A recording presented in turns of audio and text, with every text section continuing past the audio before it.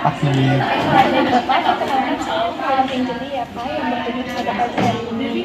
Boleh lihat kenal identitasnya Pak, dari Bapak sebutkan nama dan tanggal lahirnya. Dengan Bapak Joko, tanggal lahirnya 5 Februari tahun 1998. Baik, betul ya Pak, dengan Bapak Joko. Baik Pak, di sini saya akan memberikan sedikit mengenai pembatasan cairan ya Pak, yang bertujuan untuk memberikan pemahaman kepada Bapak tentang pembatasan cairan.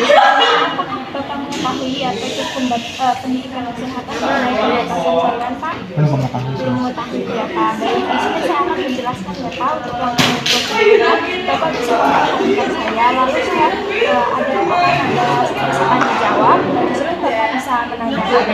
Nanti saya akan menanyakan kembali untuk mengetahui sejauh mana Bapak memahami yang saya berikan pendidikan yang saya berikan ini.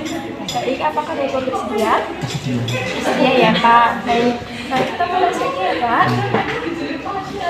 Baik, di sini adalah pembatasan cairan ya Pak. Nah, untuk pengertian dari pembatasan cairan sendiri ini, yaitu pembatasan cairan adalah tindakan yang dilakukan untuk mengontrol atau membatasi jumlah cairan yang masuk dalam tubuh, biasanya dilakukan dalam situasi medis tertentu Pak. Lalu apa aja sih tujuan dari pembatasan cairan ini?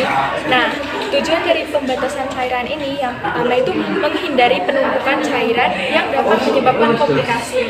Lalu yang kedua itu ada yang dapat membantu menjaga keseimbangan elektrolit dan fungsi organ tubuh yang dioptimalkan ya Pak. Nah, apa aja manfaat dari pembatasan cairan ini? Yang pertama itu mengurangi pembengkakan. Lalu yang kedua ini meningkatkan fungsi jantung dan paru-paru. Lalu ada menurunkan tekanan darah. Lalu mencegah komplikasi. Nah, komplikasi di sini itu seperti stroke, terus gagal jantung, seperti itu ya Pak. Lalu ada meningkatkan kualitas hidup.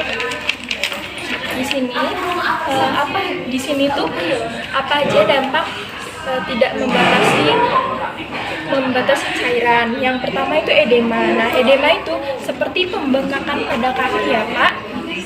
Lalu adanya hipertensi, terus ada gagal jantung, kongestif, lalu ada sesak napas dan juga penurunan fungsi ginjal karena batasan cairannya itu tidak normal. Lalu ada penambahan berat badan ya Pak. Nah, di sini apa saja hambatan dalam pembatasan cairan ini? Yang pertama itu faktor dari pasien ini seperti kurangnya pengetahuan ya Pak. Lalu ada ketidakpatuhan, lalu kebiasaan dari bapaknya kalau semisal minum banyak ataupun makan makanan yang kadar airnya itu tinggi ya Pak. Lalu ada keinginan untuk makan dan minum juga. Makan minum ini seperti kayak yang tadi saya jelaskan, itu yang kadar airnya itu tinggi.